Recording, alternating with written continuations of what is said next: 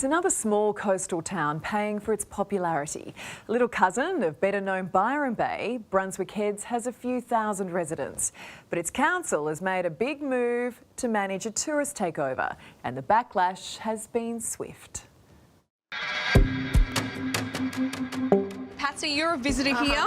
What do you think of the new paid parking? No, I don't like it. I'd prefer to walk several hundred metres rather than put $5 in this little baby here. As a local, we get free parking, so it doesn't directly affect me. I mean, we're from Sydney, we're used to paying for parking, but still, like it feels like a small country coastal town, so.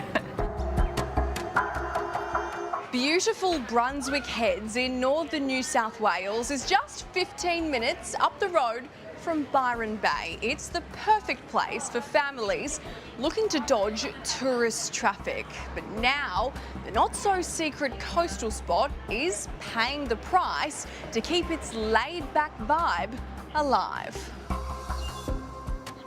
Is Brunswick Heads the new Byron Bay? I hope it's not, in the sense that Byron, we feel, has become really commercialised, and we love Brunswick for the fact that it's not like that, but it's probably sadly heading in that direction. And we all moved here because we didn't want those kind of limitations. It's affectionately called Little Byron, and with surroundings like this, it's easy to see why it attracts so many visitors looking for a quieter pace. But if these pictures are anything to go by, Brunswick Heads is becoming a victim of its own popularity. In recent weeks, these parking meters have been installed around town, and it's clear they're unwelcome. 20 in total were vandalised over the weekend. Apparently they spray painted the solar panels, which is really bad. I'm not an advocate for vandalism, but maybe that's indicative of just how angry people are. Byron Shire Council is behind the new meters. Locals can apply for a residence permit and park free, but they are expected to follow the hourly limit. Anyone from out of town will pay up to $25 for one day. All right, let's pay for this parking. $5 for 1 hour.